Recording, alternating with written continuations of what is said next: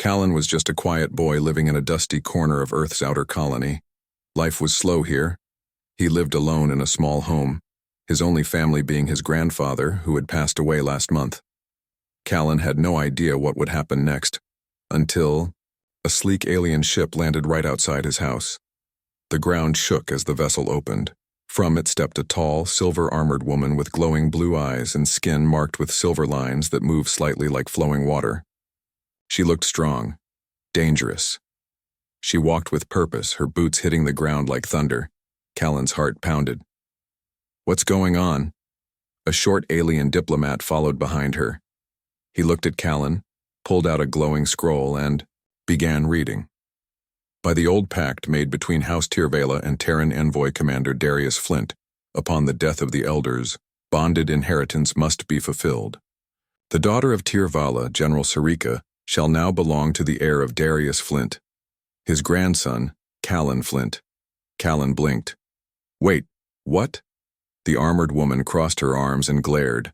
"I do not belong to anyone." The diplomat looked nervous.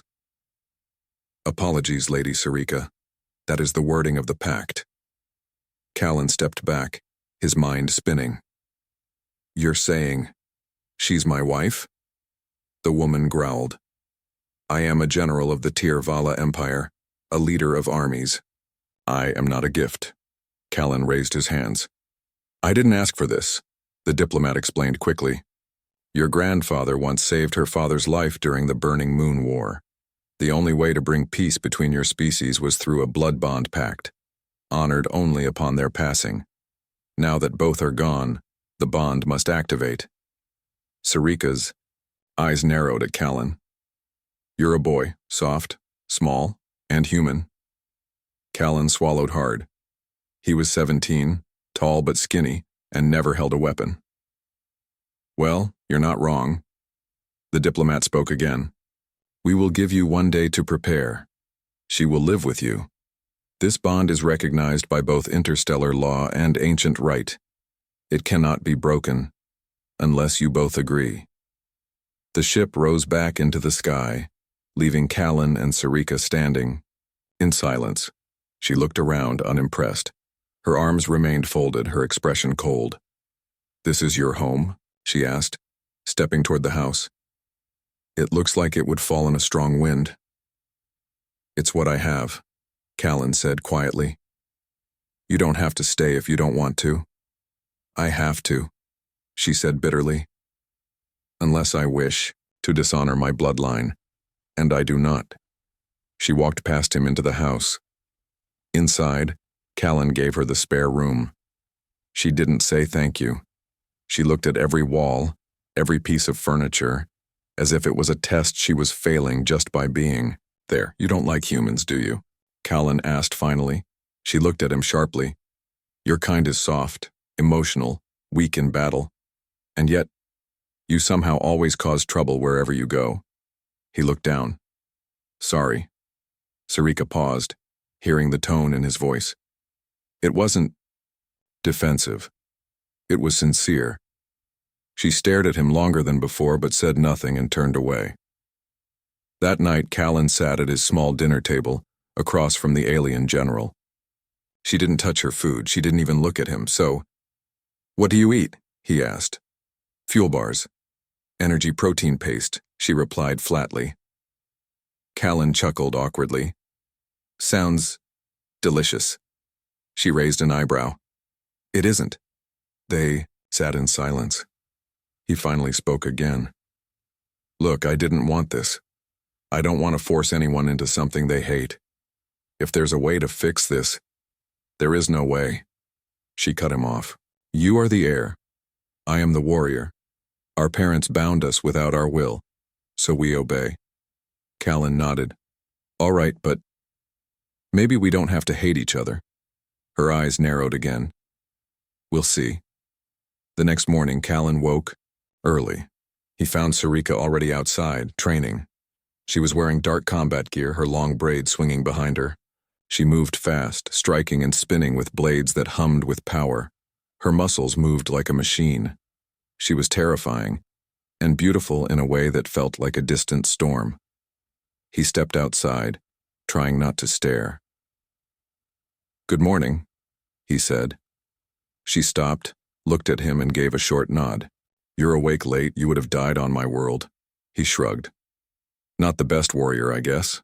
She watched him for a long time. "You admit it." "I'd rather be honest than pretend." She didn't reply, but she didn't look away either. Later that day, a message arrived on a small communicator his grandfather had left. It was from the old commander himself, a pre-recorded hologram. "If you're seeing this, Callan, then I'm gone, and the pact has begun. I'm sorry, kid. I never meant to throw this on you, but I trusted Sarika's father with my life. This bond was made not just for peace, but to make sure someone like you could change things, be better than we were. Treat her well, she's more than a weapon, she deserves a future." Sarika watched the message from behind Callan. When it ended, she said nothing for a long time. "He believed in you," she said finally. "Even though you are this." Callan smiled a little. "Yeah, he was weird like that." She turned and walked away, but this time she didn't slam the door behind her. That night the stars were clear. Callan sat on the rooftop, looking up. To his surprise, Sarika climbed up too. She sat beside him, still in her armor. "This place is quiet," she said. "It's always been quiet," he replied. "Until now." She didn't smile, but she didn't leave either. They sat under the stars, the silence between them no longer heavy. It wasn't friendship yet. It wasn't love, but it was something. Something new. Something worth seeing through. The days after Sarika's arrival were strange. The house was no longer quiet. Even when she didn't speak, her presence filled every room. She moved like a soldier. Even while pouring water, she did it with strength and purpose. Callan tried to be polite. He gave her space. He didn't ask questions she didn't want to answer. But still, a wall stood between them, not made of stone but of pride, pain, and history. One morning, Callan made breakfast, eggs, toast, and fruit. He placed a plate on the table for Sarika. She walked in, saw the food, and paused.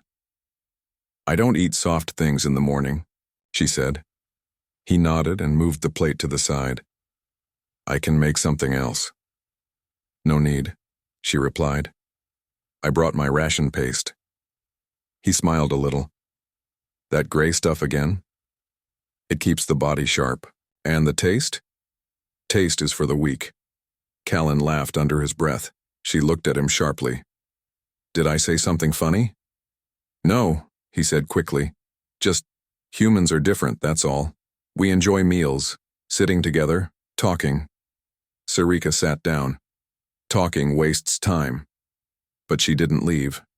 She stayed seated, silent, eating her ration paste while Callan slowly chewed his toast. It wasn't warm company, but it wasn't war either. Later that day, Callan visited the small town nearby. People stared at him as he passed.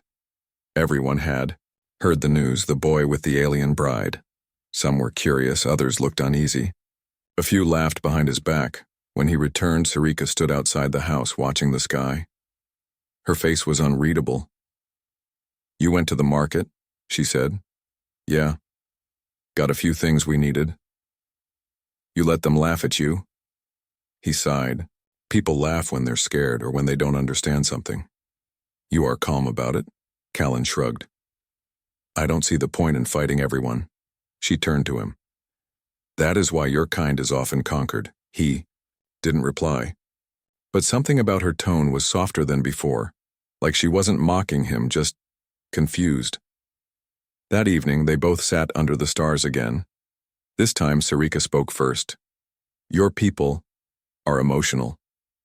Is that bad?" "It is different. On my world, we are taught from birth to be strong. Never show weakness. Feelings are like armor cracks. Dangerous." Callan looked up at the stars. "My grandfather used to say the heart is like a compass. If you ignore it, you get lost." Sarika blinked.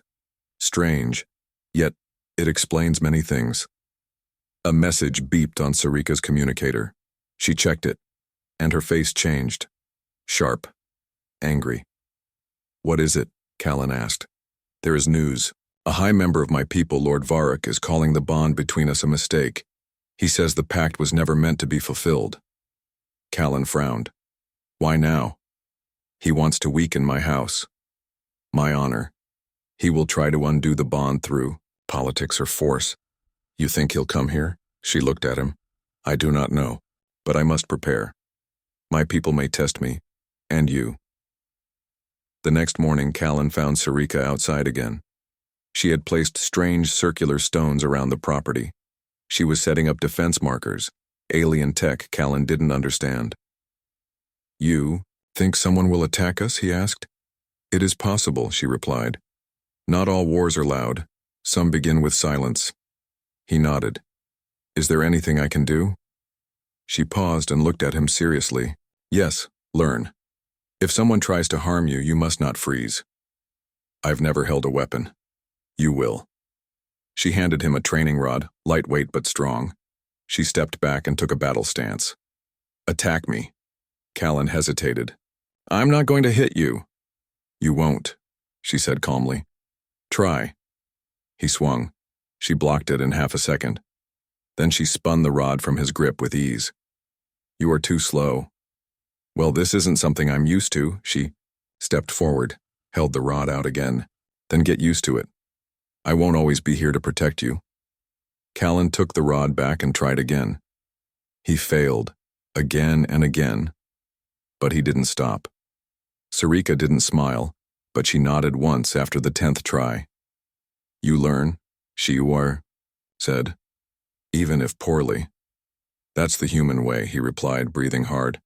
We fail until we don't. Later that night, as Callan cleaned up in the house, a sudden flicker crossed the sky.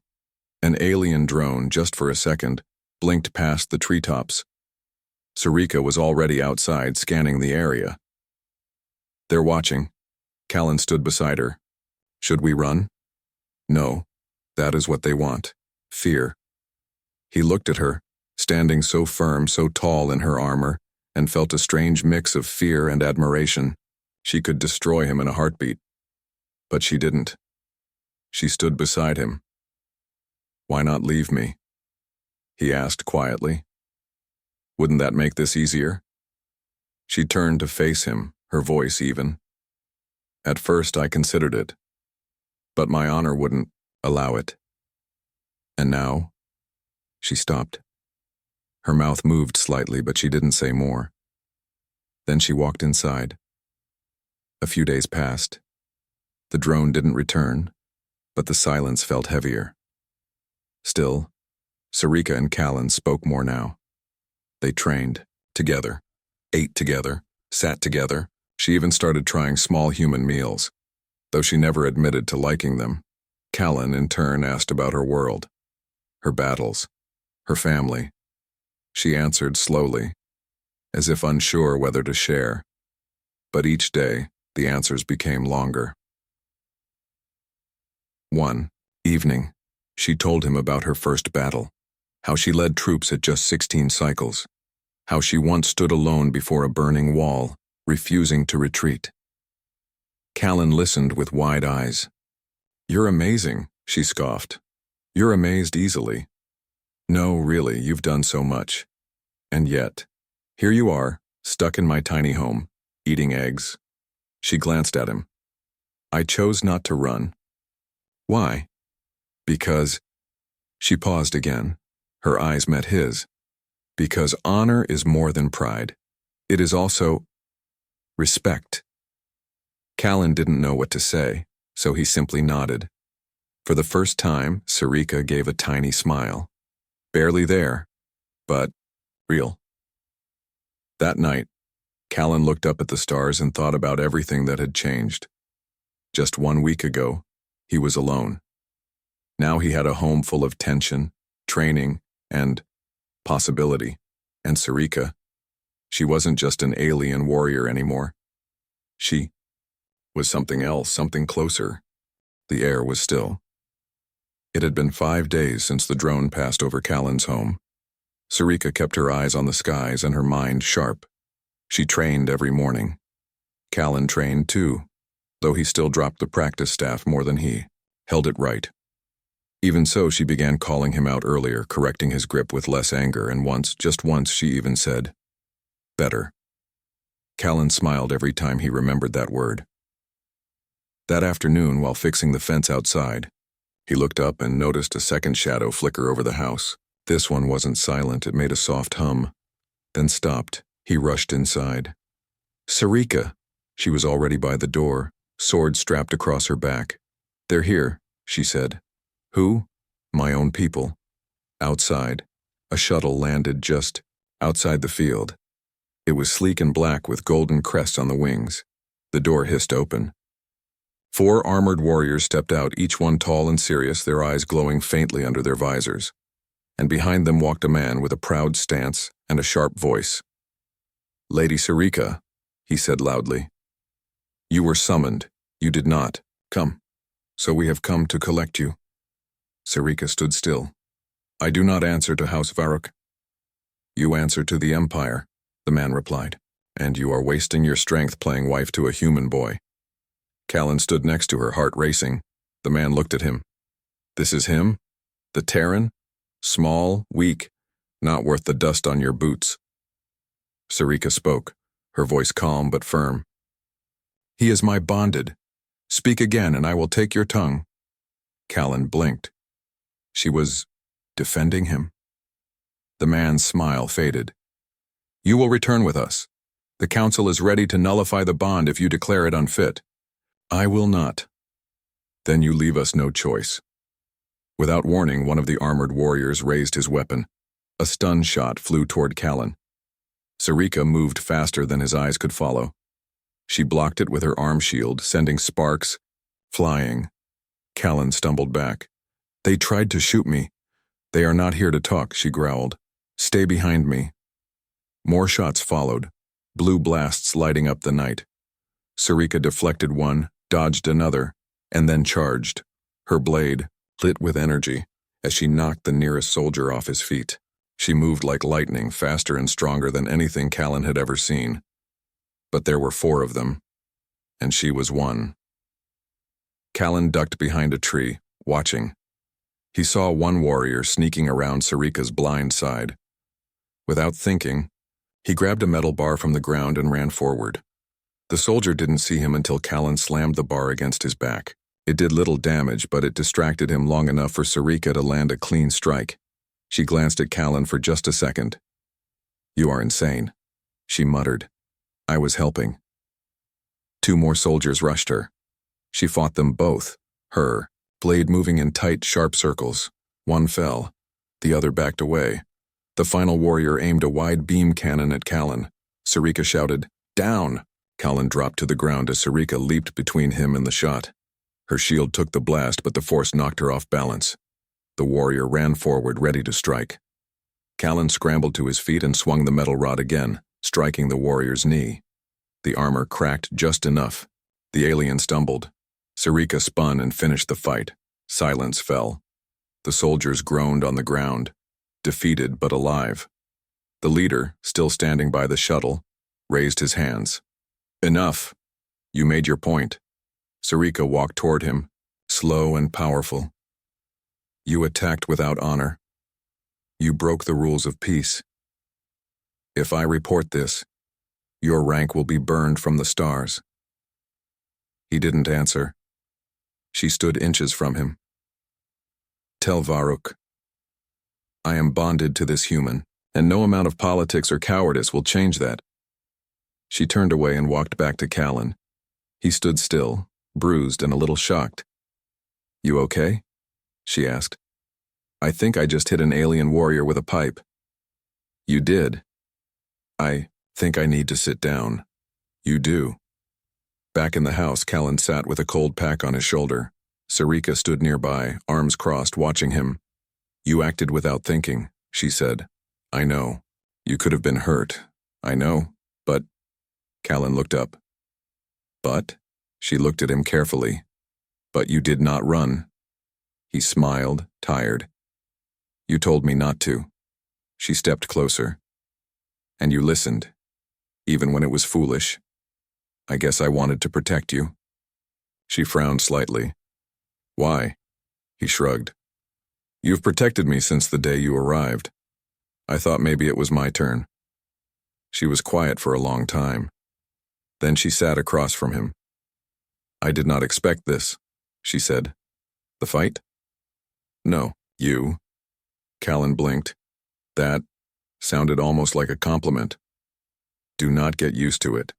But he could tell. She was impressed, not with his strength but his heart.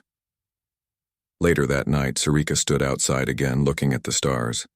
Callan joined her, shoulder still sore. They'll come again, won't they? He asked. Maybe, but next time we'll be ready. Callan looked at her, standing tall, glowing under the moonlight. A warrior, a protector, and maybe, just maybe, something more. He didn't speak for a while. Then finally he said, Thanks for saving me. Sarika glanced at him. You saved me too. They stood in silence, side by side, not just as bonded by duty but as something slowly growing stronger. Respect, connection, something beginning to feel like trust.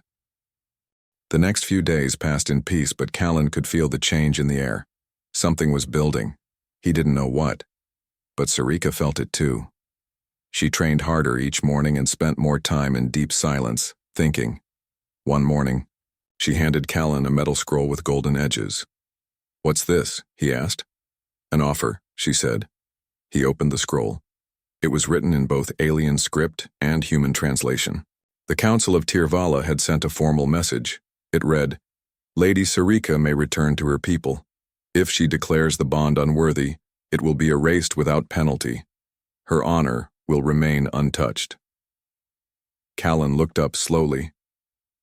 So, they're giving you a way out? Yes, she said quietly. This has never happened before. The Council fears what this bond means. And what do you want to do? Sarika didn't answer. Instead, she walked outside, her face hard to read. That afternoon, the sun hung low as Sarika stood in the field behind the house. Callan approached carefully. She was staring at the sky again like she often did. They gave me a choice, she finally said, and I do not know what to do with it. Callan stayed quiet. I grew up in a world where choices were made for me. I trained to lead, to fight, to win. But now, I am asked to choose something I don't fully understand. Me. Callan said softly. She nodded. Yes, you. Callan walked closer. You don't have to protect me from this, Sarika. If you want to go, I won't stop you. She turned to face him. You are not weak, Callan, not anymore. He blinked. What? You may not have strength in your arms, but you have strength in your heart, in your words, in your patience. You stood beside me, even when I wanted to push you away. He looked at the scroll in his hand. So, what will you say to them? Sarika looked at the setting sun. I do not know, but I must return to my homeworld to answer. That night, the council ship arrived. It was massive, black and silver with lights that lit the field in quiet rows. Callan watched from the porch as Sarika approached the ship. She paused and turned back to him.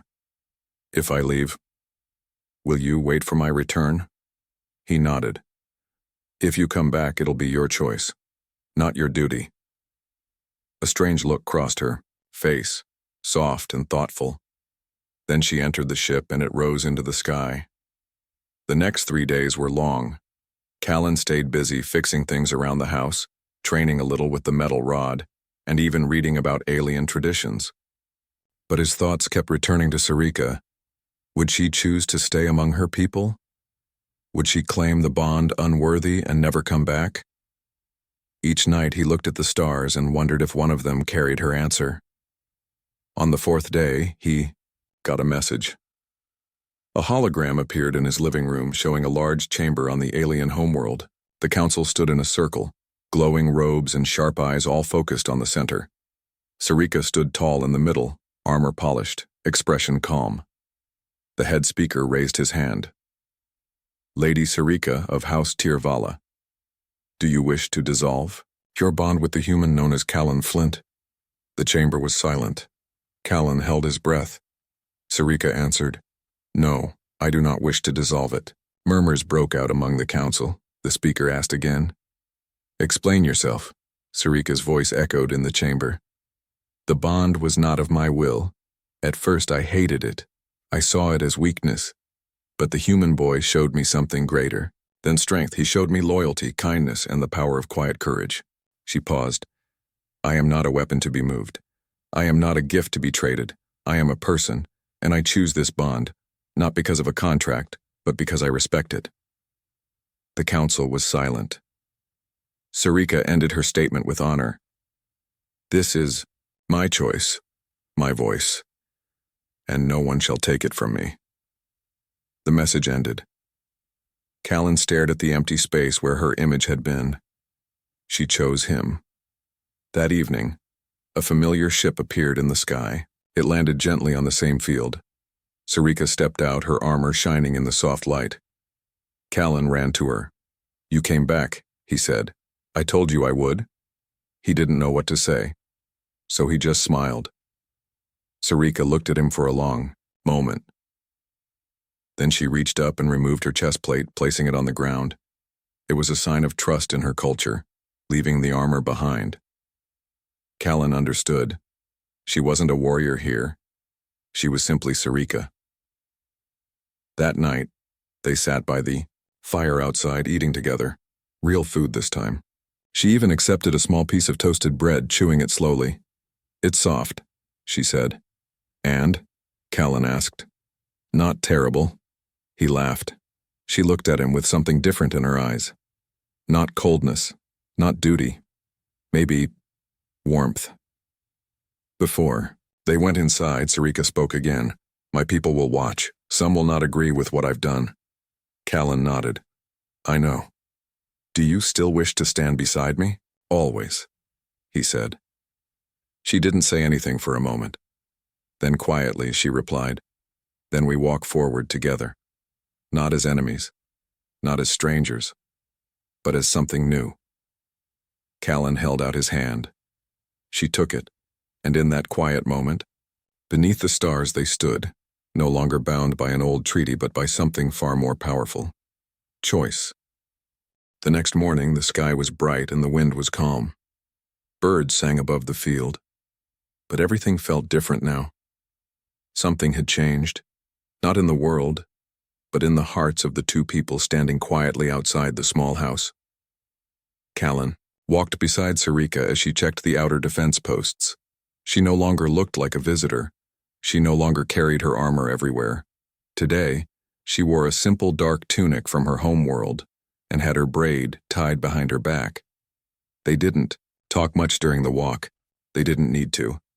After everything they had been through, shocking news, strange laws, invasion, training, and finally, choice, there was peace. Real peace. Later, the town council sent a message. They wanted to speak to both Callan and Sarika. The people had questions, and now that word had spread, news reporters and curious aliens had started arriving. Callan felt nervous. Do we have to go? Sarika answered simply. We don't have to do anything we don't choose to, but sometimes speaking brings strength. He nodded. All right, I'll go, as long as you're with me. I am, she replied. Always. The council chamber was packed. Local humans sat on one side while a few alien visitors from nearby colonies stood at the back. A camera drone floated silently in the air. Everyone turned as Callan and Sarika entered. The head of the town council, a kind older woman named Maureen, stood up. We thank you both for coming. We understand the situation has surprised many. That's one way to put it, Callan said with a small smile. Laughter rippled through the room. Maureen looked at Sarika. Lady Sarika, is it true you chose to keep the bond with our young Callan, even when given a chance to leave? Sarika stepped forward. Her voice was clear. Yes. I was born in battle, raised for command. I did not understand softness or kindness, but this human showed me something new, and I chose to stay, the crowd murmured. One man stood up in the back. Why?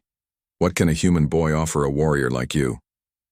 Callan was about to speak, but Scifi lifted her hand gently to stop him. He offers respect, and time, and the freedom to be more than a title. I have led armies, but until I met Callan, I had never shared silence, or learned patience, or eaten toast. Laughter again. This time warmer. Callan stepped forward next. I didn't ask for this. I didn't know what to do at first, but she taught me how to be strong, not with weapons, but with courage. And when the time came, she didn't run. Neither did I. Marine nodded. Thank you. I think we all needed to hear that. After the meeting, the mood in the town shifted. People still whispered, but it wasn't with fear. It was with interest, respect. A few even stopped Callan to shake his hand. One young boy said, "You're cool. I wish I had a space warrior for a wife." Callan laughed. "She's not a prize, she's a person." Scifi, who heard it, gave a tiny approving nod. That evening, back at home, Callan stood in the field again. Scifi stood beside him. "You spoke well today," she said. "I was nervous. Your voice didn't shake, only because I knew you were behind me." She didn't speak for a moment, then she said, "I once thought honor only came from war, but I learned something different here." Callan looked at her. "What's that?" "Honor can come from peace, too." They stood side by side, watching the stars come out one by one. Over the next few days, small changes began to happen. Scifi sent word to her people asking for her armor and some of her belongings to be transported. She was settling in, but she didn't stop training. She taught Callan how to better hold a blade, how to defend himself, and even how to detect when he was being watched. In return, he taught her how to cook simple meals, how to laugh at old movies, and how to build a chair. Though hers always came out slightly crooked, they were different in every way, and yet they fit. One night, while they sat outside, Scifi reached into her cloak and pulled out a small silver charm. It was shaped like a crescent moon with a line through the middle. "What's that?" Callan asked. "A symbol from my people. It means path chosen by the soul." She placed it in his hand. "It is given only once in a lifetime." He stared at it. "For me?" he asked softly. "For us," she said. He looked into her eyes, and for the first time, he saw no walls between them. Only trust, and something more. A week later, a final message came from the Tirvala Empire. It was official now. The bond between Scifi and Callan was recognized, not as a forced agreement, but as a shared choice. The council marked it in their records with a new title, Unity of Two Worlds, a rare title, a sign of something powerful. Months passed. Callan was no longer just a boy. He had learned to fight, to lead, to speak for himself. Scifi had learned to rest, to open her heart, to allow herself peace. Their bond had started as a law, but it grew into something neither of them had planned. A partnership, a friendship, and a deep, unspoken love that didn't need to be rushed. They walked side by side, through the fields, through the stars, through the quiet and the storm, together, by choice, by heart.